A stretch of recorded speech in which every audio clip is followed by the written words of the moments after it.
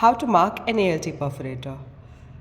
You mark with the patient in supine position, you mark the ASIS and you mark the superolateral part of the patella.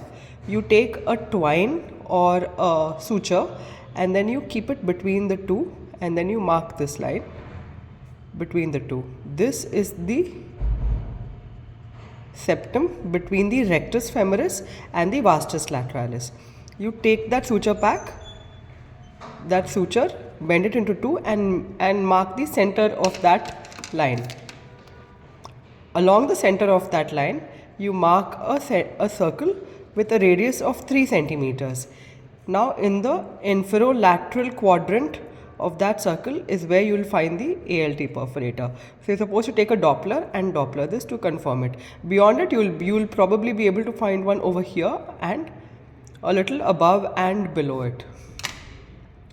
So the concept of this septum is that it is the septum between here you will have the rectus femoris, which is a here you will have the rectus femoris, which is a bipinnate muscle.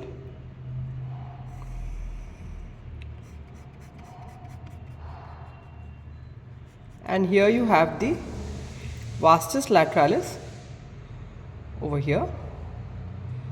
So technically this is the septum that is found between the two muscles, and the perforator the perforator that you're going to find is either going to be a septocutaneous perforator or a musculocutaneous perforator.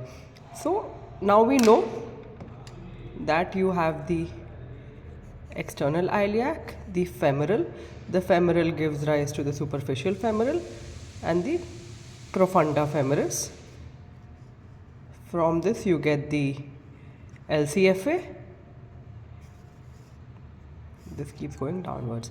Now the LCFA is going to give perforators to the skin overlying the angiosome, that is the ALT angiosome, which lies from somewhere around here.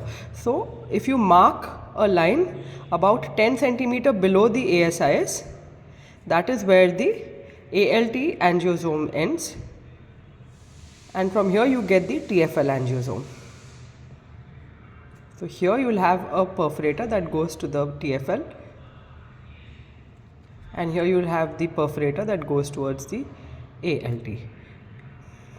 That is the funda of the ALT perforator.